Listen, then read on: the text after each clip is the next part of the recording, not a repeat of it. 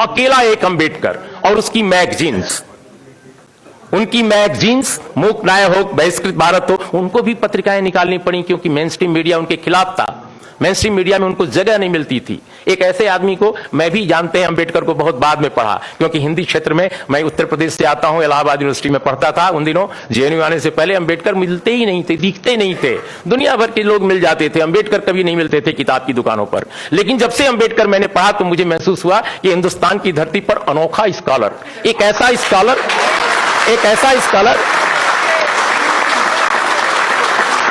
Scholar जिसके पास जितने इस देश के इंटेलेक्चुअल्स हैं आजादी की लड़ाई के, हम सबको सैल्यूट करते हैं, लेकिन वैसा इंटेलेक्चुअल एक मतलब जिसके पास इतना बड़ा विचार दर्शन है। हम तो पहले समझते थे, बहुत सारे लोगों ने समझा रखा था कि वो दलितों के आइकन हैं, वो संविधान बनाने वाले एक व्यक्ति हैं, वकील हैं। वो बाद में समझ में आया कि ये कितना बड़ा दार्शनिक है जिसने वेद को, उपनिषद को, पुराणों को, तमाम संस्कृत के ब्राह्मण पंडितों से ज्यादा पढ़ा है। एक ऐसा आदमी जिसने पूरी दुनिया को समझा है, जिसके पास भारत को बदलने का एक नजरिया है, जो कहता है कि जाति के साथ जनतंत्र नहीं चल सकता। और उस अंबेडकर को लोगों ने जातियों का नेता बना दिया, जाति का देवता बना दिया। वो अंबेडकर कहते हैं कि जातियों के साथ समाज में, हमारे देश में यह जनतंत्र नहीं कायम रह सकता। एफर्मेटिव एक्शन उस अंबेडकर की देन है अपने देश में। और एफर्मेटिव एक्शन क्यों है? जातियों को बढ़ाने के लिए नहीं, इस समाज में जनतंत्र कायम करने के लिए। गैर बराबरी का जो पूरा का पूरा विकराल ये रूप था भारत में सदियों से चला रहा, उसको बदलने का था। एक अंबेडकर ने भारत में यहां के करोड़ों आदिवासियों, करोड़ों दलितों और ओबीसी के लिए भी आरक्षण को प्रतिपादित किया। एक अंबेडकर ने।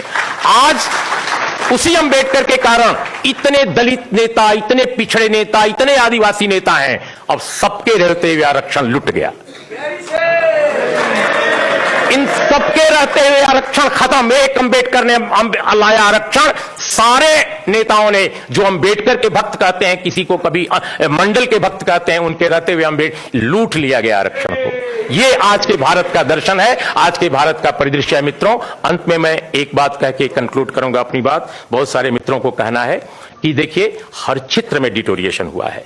जर्नलिज्म में भी एक जमाना था, जैसा मैंने कहा, कि अंबेडकर को नहीं छापा जाता था, अंबेडकर को नहीं सुना जाता था। लेकिन एक दौर ऐसा भी आया जब अपने समाज में गणेश शंकर विद्यार्थी जैसे पत्रकार थे। एक जमाना था जब प्रेमचंद जैसे लेखक और पत्रकार थे। मुझे विश्वास है कि अगर गणेश शंकर विद्यार्थी होते, सवर्ण समाज में पैदा हुए, तो आज यहां मंच पर होते वो भी।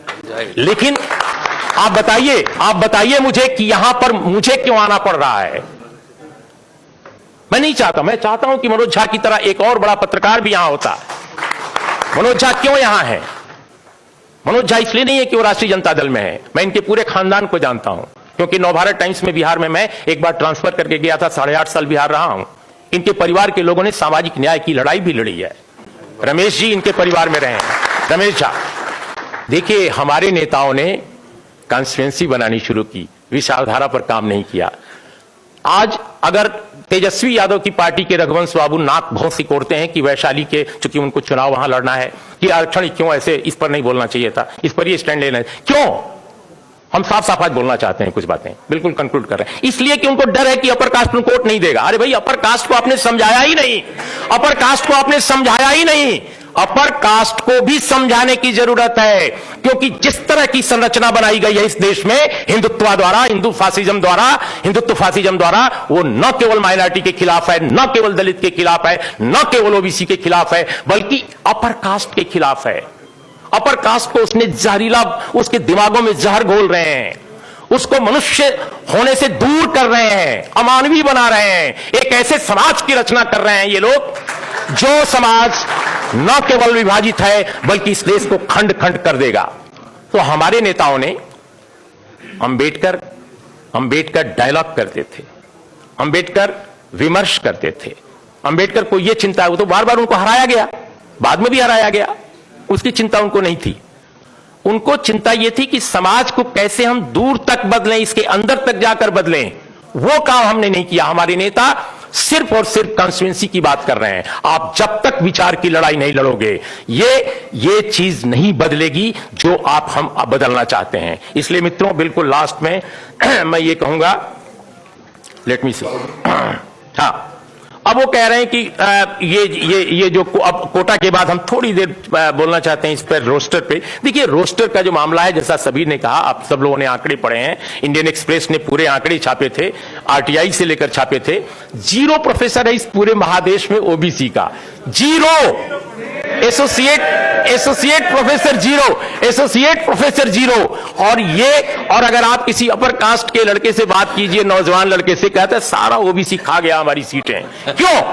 क्योंकि ये जहर है जो ये मीडिया क्या है इस देश का? इस देश का मीडिया जो है, माफ कीजिएगा मैं मीडिया का हिस्सा 35 साल से हूं, इस देश का मीडिया।